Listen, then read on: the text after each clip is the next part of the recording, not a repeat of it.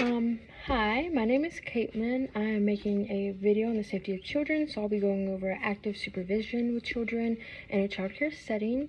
I'm doing this for ECCE 1105, Health, Safety, and Nutrition. I'm in Miss Abercrombie's class. And my name is Caitlin. The sources I used was our textbook Cengage, Chapter 8, Safety Management.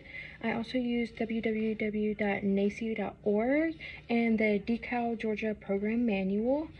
The key concepts are why supervision is important in the child care setting, how to actively supervise the children, and the staff-to-child ratio by NACE and the staff-to-child ratio by DeKalb, Georgia. First things first, you should never, ever leave a child alone. A child should always be supervised by an adult. If you need to go do something or if you need to leave, you always need to get another adult to step in before you leave the classroom. NACE does recommend that there should be 2 adults in each classroom at all times.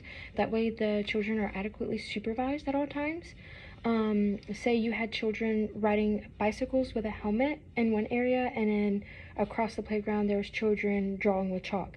An adult needs to be with each group at all times. That way you can adequately watch each child and make sure they are not going to do anything harmful to themselves or, be mean, really anything. Teachers also need to pay closer attention to children who have behavioral problems or difficult behavior. That way all the children in the classroom are safe and they make sure that child is safe, and you can intervene if needed. Some children do like to bite, hit other children, so those children do need to be closely watched just to make sure everyone in the room is safe. There are some positive strategies you can use for managing children's behaviors, such as you can redirect the child's attentions to another activity. You can provide the child with choices, an opportunity to make choices. Hey, let's walk over here. Do you want to walk by yourself, or do you want to hold my hand and walk with me? You can also model the appropriate and desired behavior. Like, instead of throwing blocks, let's stack the blocks. That's how we're supposed to use blocks. Also, when you're supervising children, you just don't want to stand there looming over them. You also want to actively engage with a child and watch them at the same time. So if you have children over here playing with blocks, you want to sit down, play with the blocks with the children, show them how they're supposed to use the blocks. That way you show them how to safely use the blocks and everyone stays safe, and it builds